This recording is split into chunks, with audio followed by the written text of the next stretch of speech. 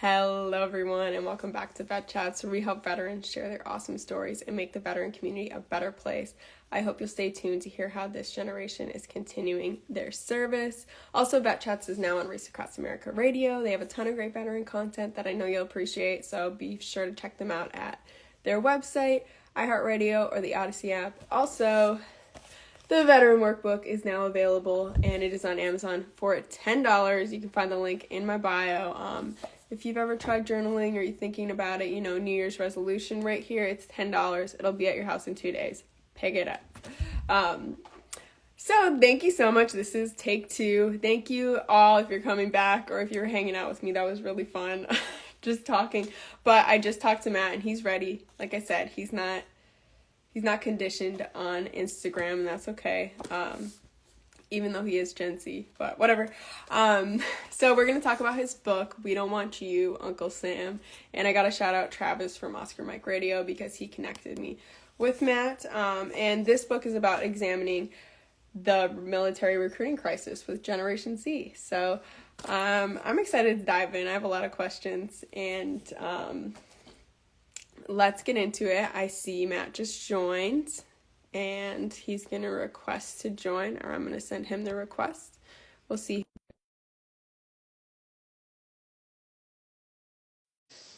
Awesome. I hope everyone had some great holidays and now is getting some relaxing in. If you have some new goals this year, I'd love to hear them. I know I have like 50 that I'm working on.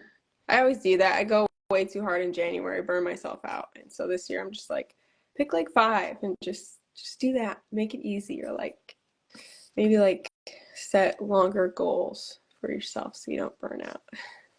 Hey, more fishing. I like that. More time outside. That's a big one. Oh no. The Eagles lost too, so I'm not in a happy household. Let's see. All right, Matt, I see you're in here, so I'm inviting you. You should get a red button on the corner saying, I want to go live with you.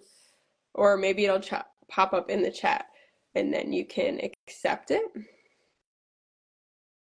It says you're unable to join. What's up with that?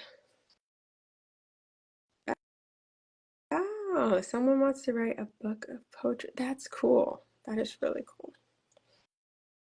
Okay. I promise we're going to get him on here.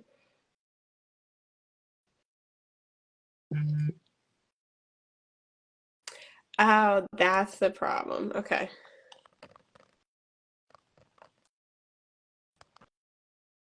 Okay. So he's trying to join from your computer. It doesn't always let you, especially Macs. So hopefully we can get him on. Oh, your goal's to read more. That's cool. Spent Christmas alone. Same for New Year's. I know. Sometimes that's can be peaceful though, right? You want to go on a date with me? I'm married.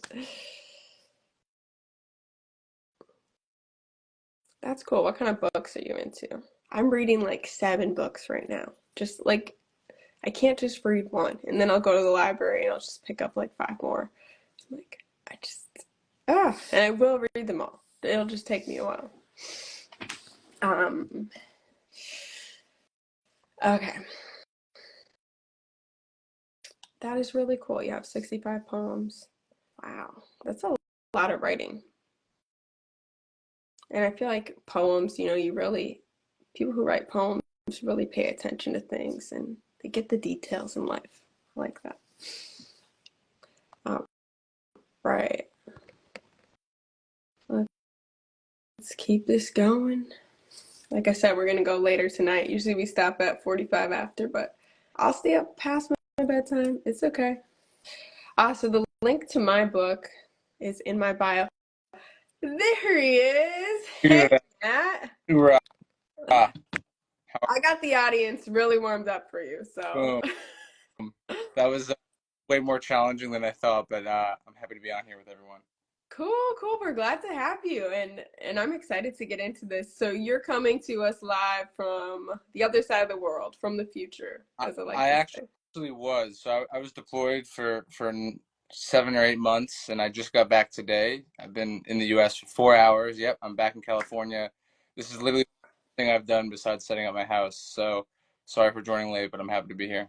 Oh my gosh. Well, welcome home. That's incredible. What a good feeling. And I feel like I'm taking away from like your home celebrations. No, Dang.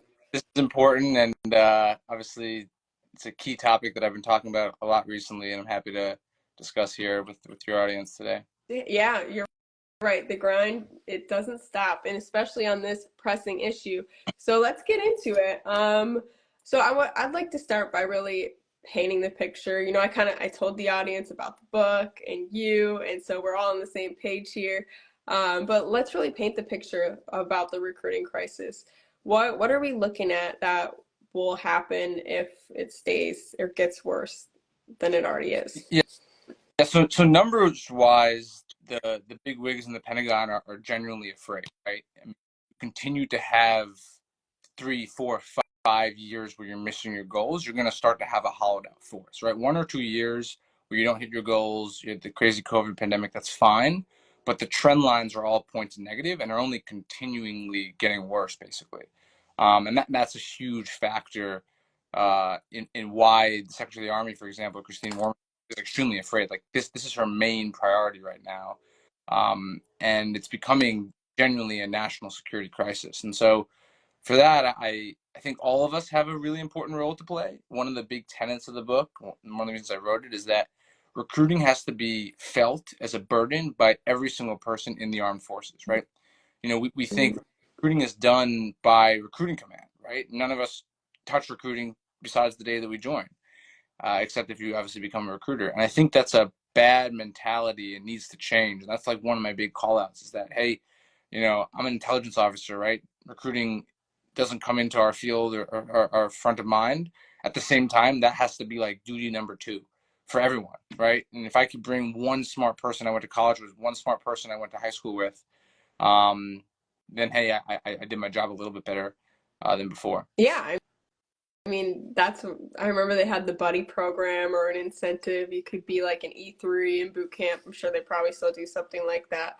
Um, so yeah, someone mentioned the draft. So let's just ask that. Like, are we close to a draft situation? Yeah, it's a great question. I'm because of the book and some of the policy writing. I'm actually I'm in a few policy groups now, right? And one of them is some sort of senior retired flag officer discussions, and they are seriously examining the draft for the first time in 50 years that we've had the all volunteer force. Mm, Uh, to me, as a young person, is a shocking concept, right? We grew up, the draft wasn't even discussed. It was this weird relic from the past. But there are a large and growing body of DC thinkers that believe that we should seriously examine the draft. I don't fall into that camp yet. I think the all volunteer force has merits. It was created for a reason. It's done well over the past 50 years for a reason. But yes, the situation is that dire that there's serious discussion about selective service and something along those lines, which is kind of crazy. right, right. And I know a lot of us in the veteran space, we're thinking about the IRR being reactivated and stuff like that. So yeah, we'll just really have to keep our eyes out. Um, so kind of like back to the beginning of the problem of Gen Z's not wanting to join the military. I just like I know why so many millennials joined, and I'm a younger millennial, not that far from Gen Z, but even I was impacted by like 9/11 was one of my motivations seeing that young. What was driving the millennials to join that is not driving Gen Z now? Yeah, it's interesting. So one of the things I tried to frame in the book about Gen Z are like, what are the key developmental time periods that Gen Z went through, right? So we are, as you correctly point out, the first generation that does not remember or was not born during 9/11, right? I have no recollection of 9/11. It had no impact really on me. I learned about it, frankly, through history books or as I got a little bit older and my parents could sort of explain what went on just a few miles from my house. Um, so the key events for our childhood that really shape our thinking of the world, and I try to present this in the beginning of the book, are the great financial crisis, because a lot of us were very young, but we saw parents that were laid off. We realized, maybe elementary school, like their economy is going through something called a recession, or things are not as great as they were. Um, the 2016 divisive election, again, not political in any way, regardless of whatever side, whatever party you're voting for, whatever. And I talk about politics a lot in the book because it's an important topic. We saw the country, pretty divided, right? And you could argue increasingly divided, and that has impacted Gen Z's development, right? It's not like 2000, everyone's excited to vote, it's decently amicable, even if it's a close election. Here, it's like serious political animosity in 2016.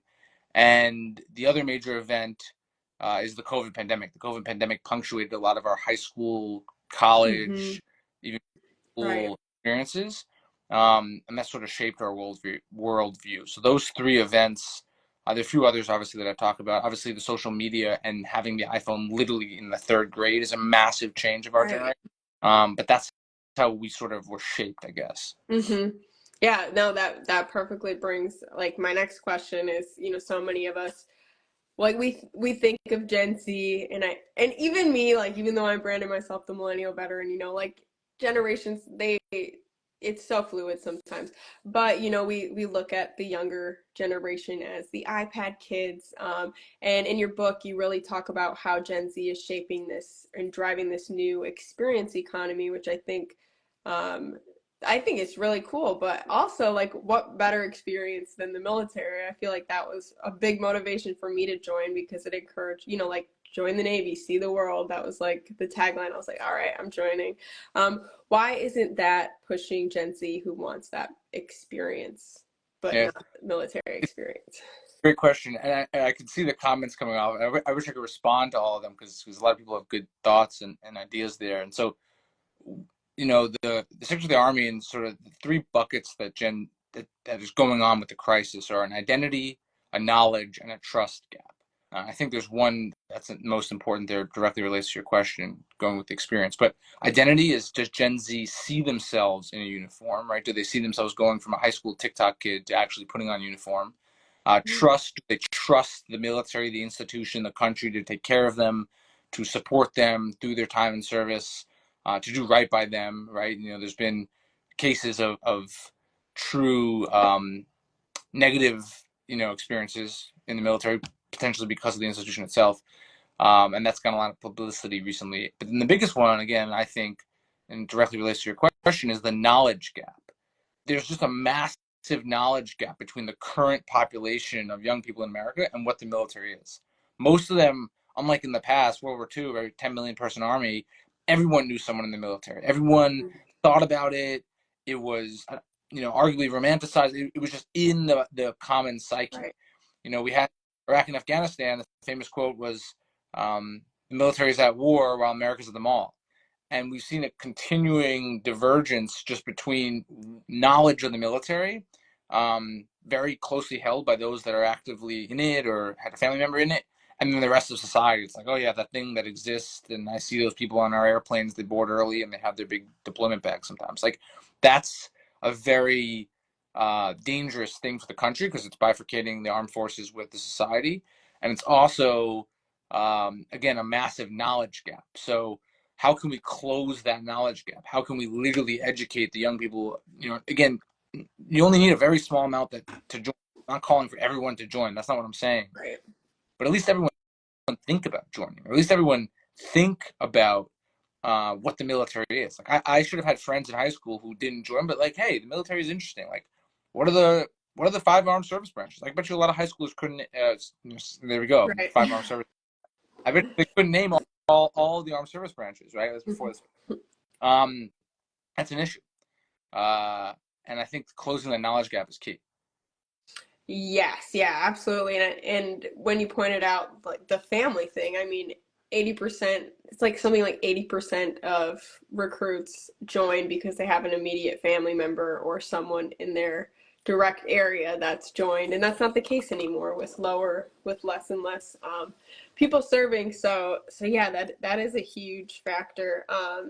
So you bring up a lot of solutions in your book to these problems. You not only point them out, but you also give some great solutions. And one of them was relaxing substance abuse. And I know I can name at least 5 people that I know who have gotten out because of popping on a drug test for something that didn't even wasn't even in their system while they were working. You know, it didn't affect their behavior at all.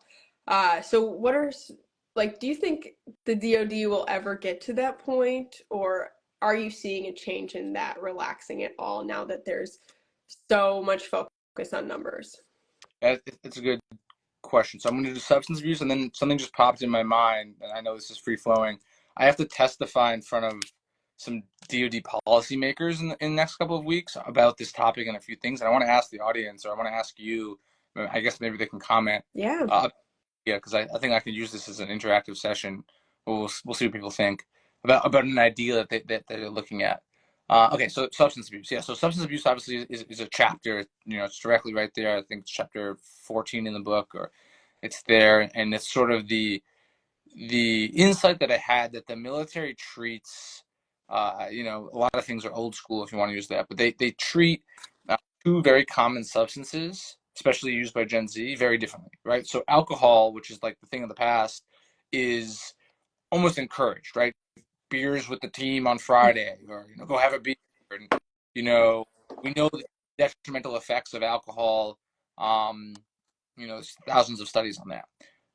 But it's I don't want to say allowed, right? There's counseling, there's SACOs, whatever, but it exists, Mm-hmm. right? The culture of drinking alcohol exists. It's certainly somewhat okay by higher ranks. On the other hand, marijuana, which has been increasingly legalized in states as Gen Z has developed, and if you actually look at polling, and I looked at a lot of macro level polling, like there's an increasing preference among Gen Zers. Again, I don't personally necessarily have to agree with this, but the polling will show um, that they have a preference for marijuana over alcohol, even, right? Or like they're almost leveling out the two of them. Where marijuana used to be this like Right. bad to it, now it's like on level. And I think the military has not adapted to that concept. So like here, a young corporal comes in, pops on a piss test, or smoked weed, and he could be thrown out. He could be seriously, severely punished.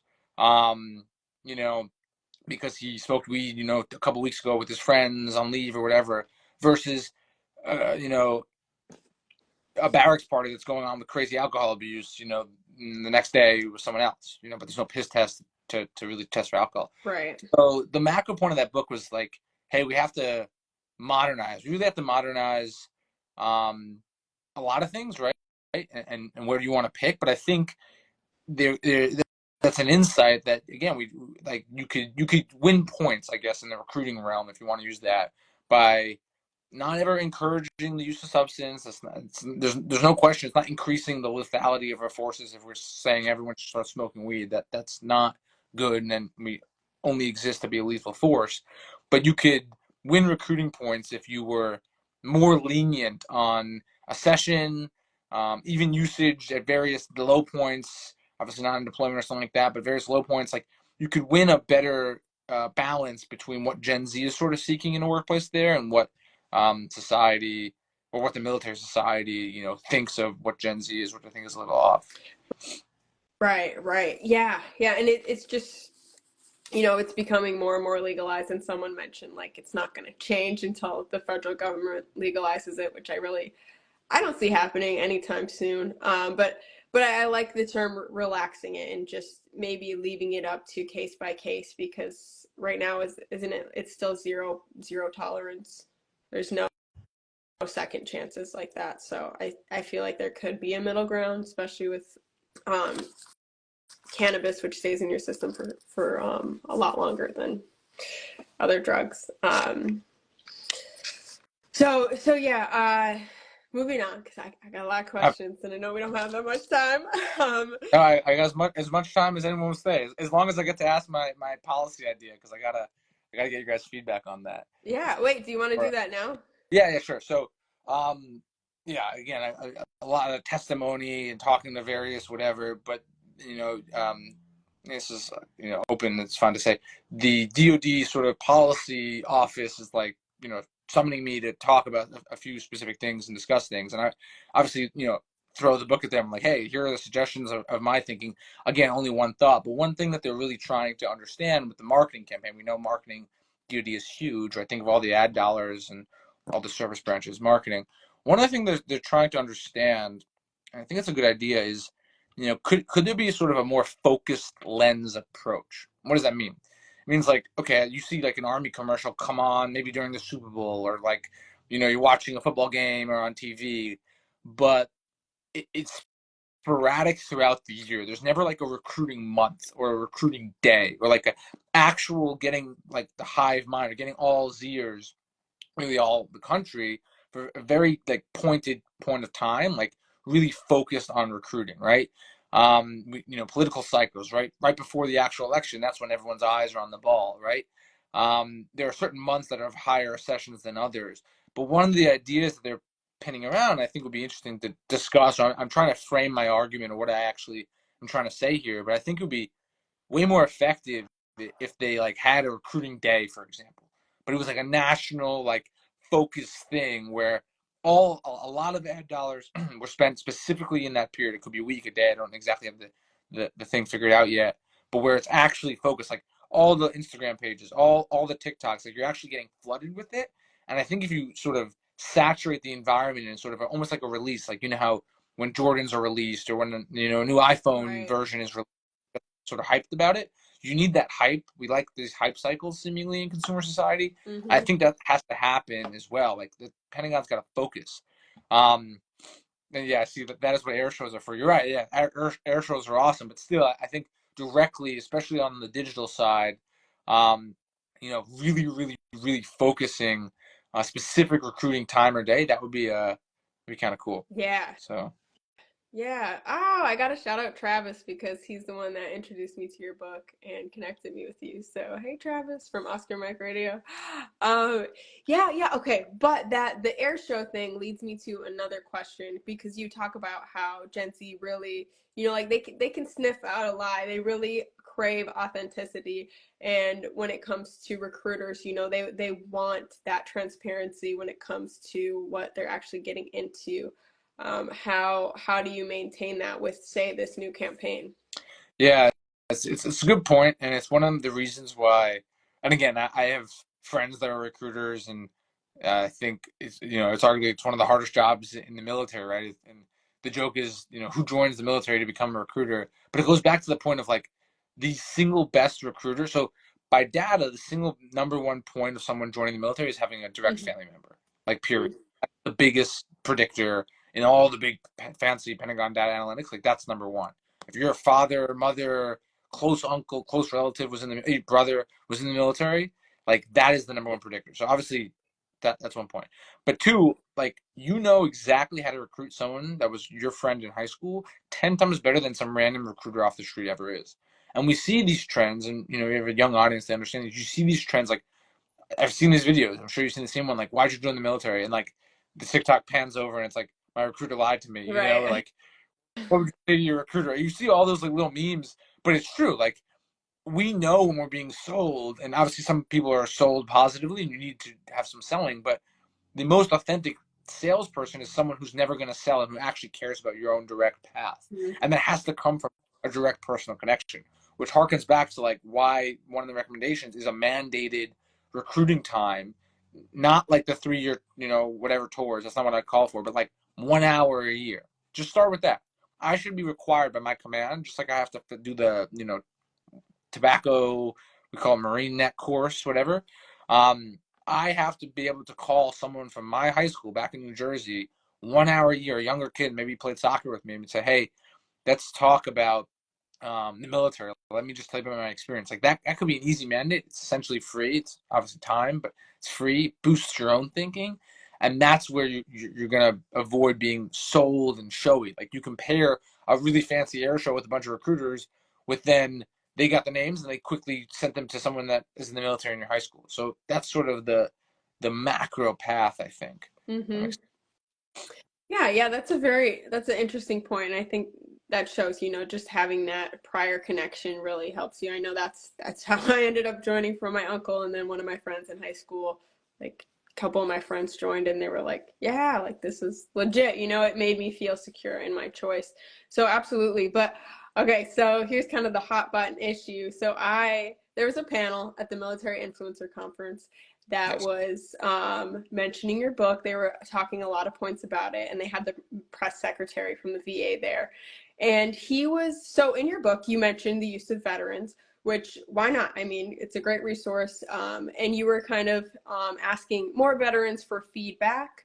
And the panel kind of, I don't know if they took that and ran with it, but they were kind of just like, yeah, as veterans, you have a responsibility to stop this bad press that we get at the VA.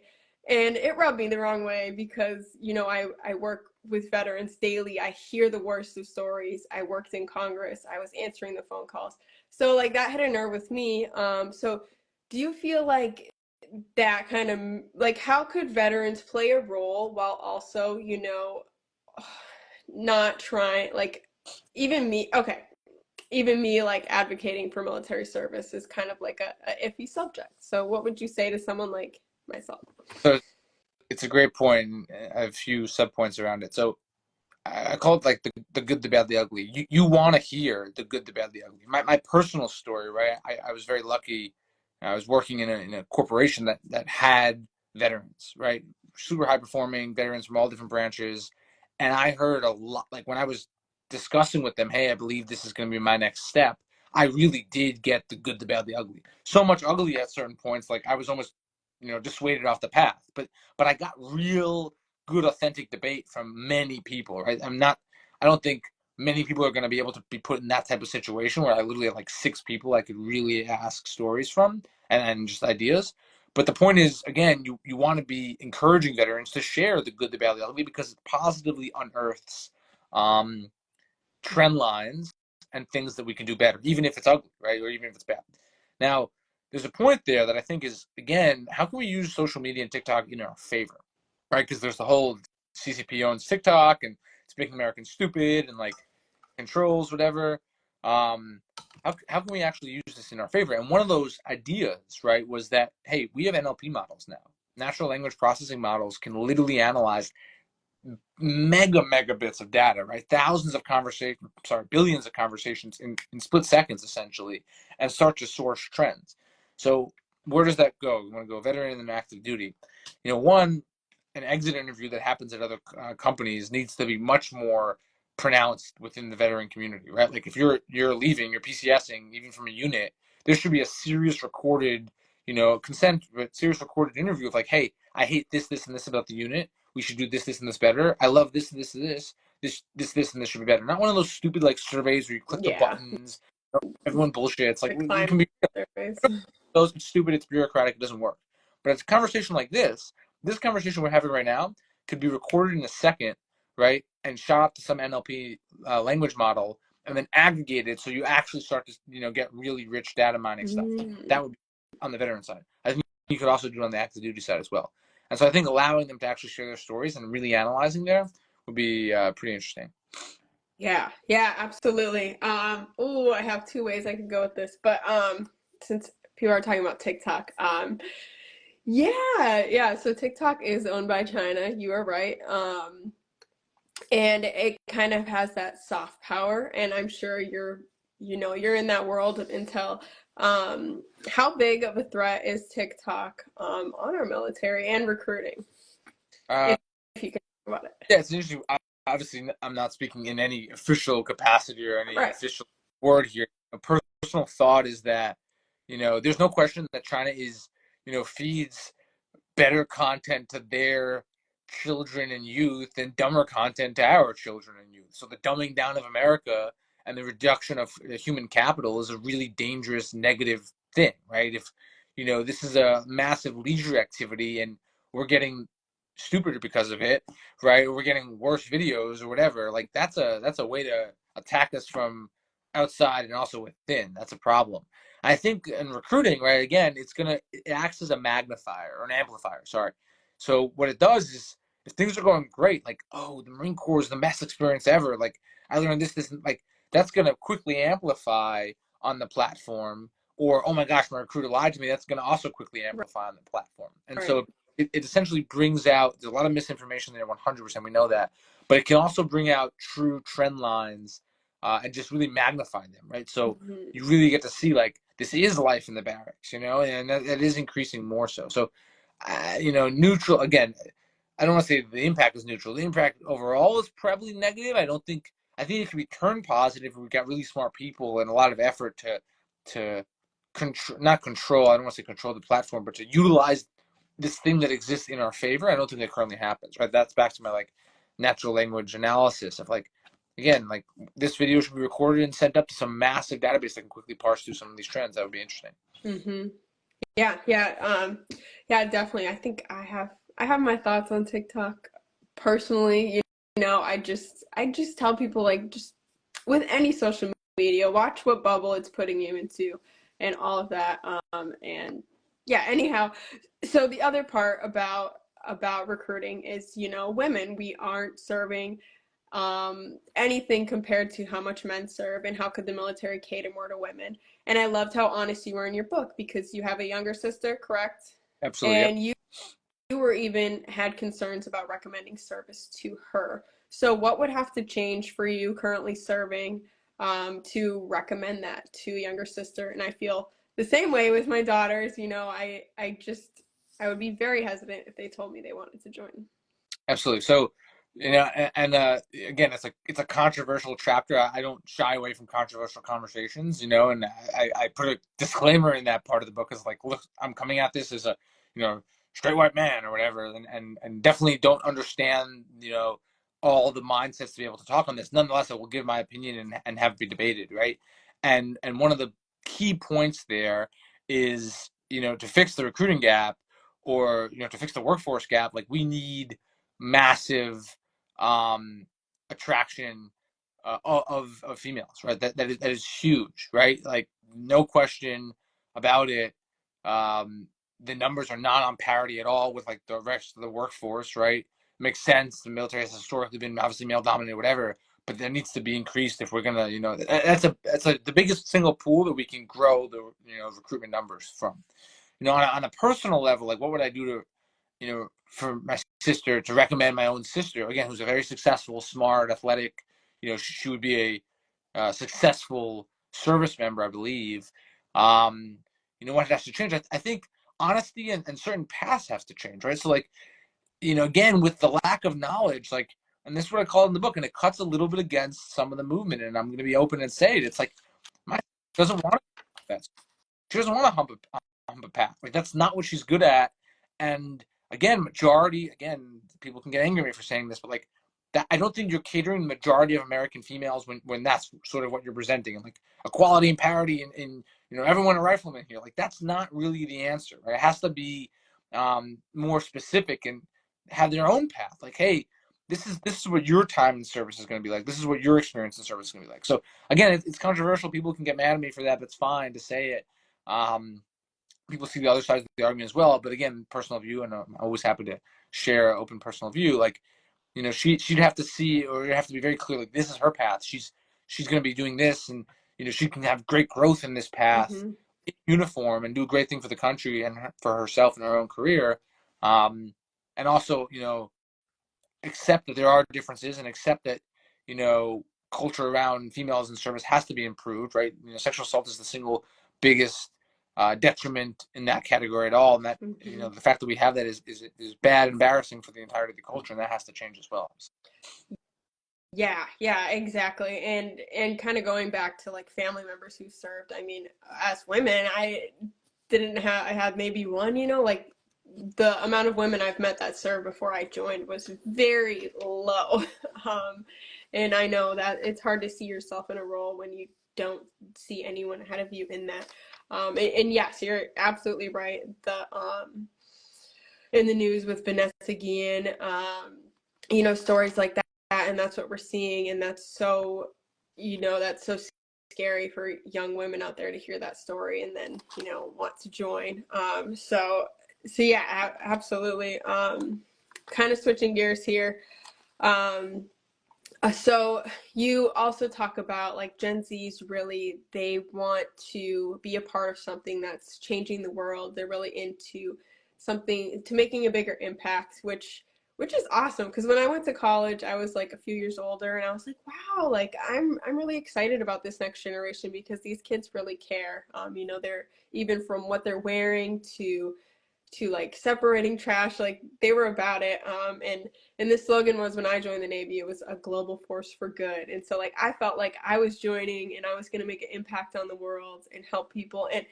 And honestly, like I did so much volunteering while I was in. I wish, and maybe that could be part of that recruiting day or something. But so could you talk to us more about how you could see that, like making a bigger impact on the world, whether it's climate crisis or volunteering, could be more in the front of what the military does.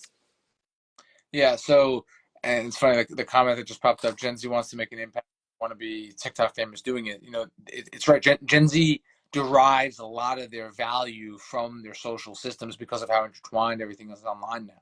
And so in the book, it's chapter one or chapter two, where I discuss like the concept of a calling statement. That is actually what Gen Z is looking for, right? It's no longer I want to be a doctor.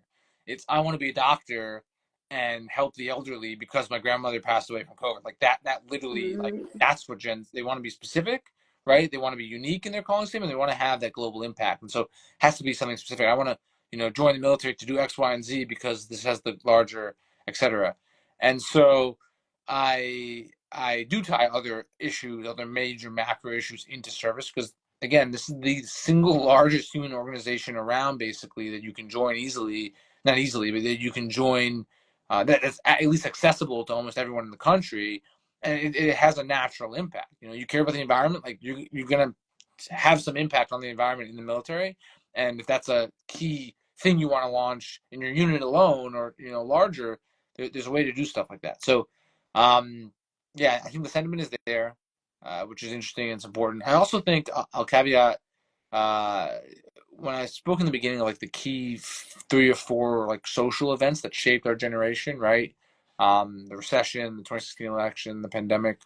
Um, there's a big sense of like things in the world are world's always changing, but are like it's becoming a more dangerous world. It's going back a little bit. There's two pretty large wars going on right now. People are uncertain. There's uncertainty in the air. Whatever. I think Gen Z has a desire to protect, to defend, um, to protect what has. Or we saw okay every year you get a graduation, you get a quinceañera, you get a sweet 16. Boom! All of a sudden it's not there anymore. It's like whoa, that was like we're the first generation that didn't get these things, Mm-hmm. right? And there's a desire to protect the norm, to protect the standard, to protect what happened. And I think so. Besides people that want to do good, yeah, and be service, I think you can get a lot of people that want to protect and want to continue the norm, want to defend. I guess is sort of going back to the roots of the Department of Defense. Defend is a point that's interesting. Mm, very, yeah, I hadn't thought about that point. But yeah, I think that's a really good way to mobilize people into action, giving them a cause that they really believe in.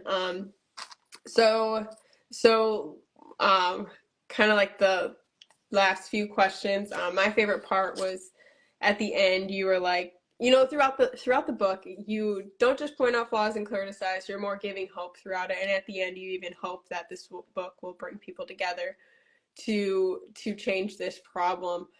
Have you been seeing that so far? I know this book has gotten a lot of attention. Congratulations, by the way. No, I appreciate that. Again, I'll never, I'm not make, I don't make a single dollar, right? The book will not make any money. That wasn't the point of me writing it. Right. I felt uniquely compelled that I had to write this because, I needed to give sort of the Gen Z voice on this, and we had to sort of consolidate these ideas because you have a lot of these great conversations, but I wanted like a guidebook to have these conversations of like written down like sort of some of the major topics of the discussion and then like, hey, this isn't one like direct uh, post like you get piecemeal. A lot of people wrote like shorter form pieces. I saw a ton of news interviews online, which was great, but it was always like some 4-star like talking from like 50 years ago. And nothing against them, Right. right? Full respect, man, they're great and they will lead on military matters, but specifically the recruiting issue, like they're recruiting people, their children, they are my age, right? That has to be done sort of from ourselves. So From a macro perspective, yeah, I think senior leaders realize the importance of this. There's no question. They realize the urgency. People have been um, very responsive and very open, right? And that's been sort of shocking. Like I'm just a young stupid second lieutenant that wrote a book. I didn't think it would go anywhere, but the fact that Pentagon senior leaders they actually want to engage and at least have these discussions is interesting. Do I see the trend line reversing anytime soon? Unfortunately, no. But that's why we're sort of waging this campaign is on the margins, if you can start to improve things, hey, that's going to be helpful. Like I'd rather, a couple more thousand each year join, so we have a couple more thousand Americans ready for when things hit the fan. I put this in the book. Like ask the Ukrainians, when they were attacked by Russia, would they have liked 50, 60, 75,000 more of their citizens to have some basic weapons training? I think the answer would be yes, right? Mm-hmm. Uh, so it plays in there. So yeah, I'm optimistic that we'll continue to surface this concept, and that hopefully one day the American public will again regain knowledge of the military and start thinking about it as a valuable career path or experience, I guess. Yeah, yeah, absolutely. Travis is asking, is this your Nathaniel Hale moment? I don't know what that is. Do you believe in this strongly in what you're doing? Did he say I regret that I don't have one life to give for the country? I do believe strongly in that. Um, yeah, yes, this is super important, and we'll continue this. And the Marine Corps, I will say, has been a duty at whole, but specifically, obviously, in the Marine Corps, they've been very supportive. There's a way I think I can continue to work on this, at least ideate and write on this. There's some key. I come from sort of a data background. There's some key data researchers that do large macro polling from RAND. Beth Ash is really one of them that maybe I'll get a chance to work with. Um, and actually sort of operationalize some of this large macro data. Because in the end of the day, like it's great to have these reports and writing is awesome, but like the recruiting day concept, like when you can actually get tactical things um, in the field deployed, right? Then you start to make a change on this. So we'll see. But yeah, this is great. So thanks. Yeah, yeah, I feel like this is really only your beginning. And especially since now you're getting in front of all these big names and you're getting in those spaces where decisions are made. Uh, what has been your biggest critique of the book? Like something where like they're like, that's never gonna happen, and what has been the most like, I think we could do that? Yeah. You mean solutions? It's interesting. Yes. Yeah. So okay, so the political chapter 15, which is like the elephant in the room, the political chapter, it's not even a direct call out, but it's basically saying like, hey, we got to depoliticize the discussions around the military. Like that's bad, right? We have to be apolitical, and like that takes a countrywide effort. But that's Congress, right? They're just grilling both sides of the aisle. They just get their speaking points in just to really show the military's going too woke and the military's white supremacist too right. Like they're just They destroying really it, and that weaponize yeah, it. and those sound bits hit. So it's like, hey, Congress, because I wrote it a little bit to a few congressmen too, congresswomen, like, hey, you got to stop this. Are they going to listen to me? Absolutely not. Like, they need, we all have our incentives, but that is a key point. And so the recruiting day, which is interesting, like, that'll be something that we'll see if it ever turns out, but that's like a direct, like, there's actually some fire there that could actually happen. Um, and then just smaller commanders smaller commanders, lower level commanders and recruiting stations have run off with some unique ideas or have started talking about it. That's also been kind of exciting. So yeah, a bunch. Yeah, that is exciting. That was kind of my last question, which was kind of like, have you seen anything implemented thus far? And it sounds like you kind of have. Yeah, yeah, yes. No national macro sweeping thing, but yeah, there have been some suggestions implemented, and again, one of the biggest things is can we increase the level of noise? Can we increase the discussion? Which has also been really positive. That's been huge. So yeah, so slowly. So yeah, I could claim a few people were recruited because of the writing. We'll see, or a few. We'll see. So no, I Now appreciate that. Yeah. you're definitely making waves. I saw this was a bestseller on Amazon. I saw this all over at the Military Influencer Conference. You know, people are definitely talking about it in this space. Matt, is there anything that you would like to share or I could help you share tonight to kind of close this chat? Yeah, no, well, thank you so much for having me. I think these conversations are important. That's the goal, right? Is more conversations people can have about this topic. You know, we get we bombarded with so much information, so many problems in the world, so many things to think about, specifically the veteran community. But you know, the more people that can just discuss this topic, come up with good ideas and solutions, and again, really take that onus of, by all means, show the good, the bad, the ugly, but take that onus that recruiting is our duty. You know, that both steering people correctly and steering people into service and steering them correctly. Hey, if it's not for you, it's not for you. But at least steering people is important, right? It is on us. So that's sort of the main takeaway message. Awesome. And where can people find Uh, this book? And you also have a website too. Yeah, the website just has, it's a chapter summary. It's www.unclesambook.org. If you click on buy the book there, it just goes to Amazon. So honestly, the easy way is just go to Amazon, and We Don't Want Your Uncle Sam, Matthew Weiss, or We Don't Want Your Uncle Sam. It is where the book can be found on Amazon. It usually pops up as the first thing. So yeah, just Amazon. There's 3 versions. The audiobook has some audio issues, but it still works as an audiobook. But the paperback and the ebook are good. So Cool. yeah. Did you record the audiobook? I did, but I did it in this weird thing, and there's sound issues. And actually, I got some flack from one battalion commander because he got the he got the audiobook. He said it was great, but he made him think a little harder because it was scratchy audio at certain points. So I said, okay, sorry, sir. You tried your best, right? We're always gonna Exactly. receive critique from up above. It's just, yeah. Exactly. But awesome, Matt. Thank you so much, and welcome back to the U.S. What's the first meal you're gonna have, or did you have it already? First meal obviously was Chipotle. I was craving it for not. Oh, so good with guacamole, obviously. Oh, it was amazing. It It was was worth amazing. that extra for the Yeah, guac, right?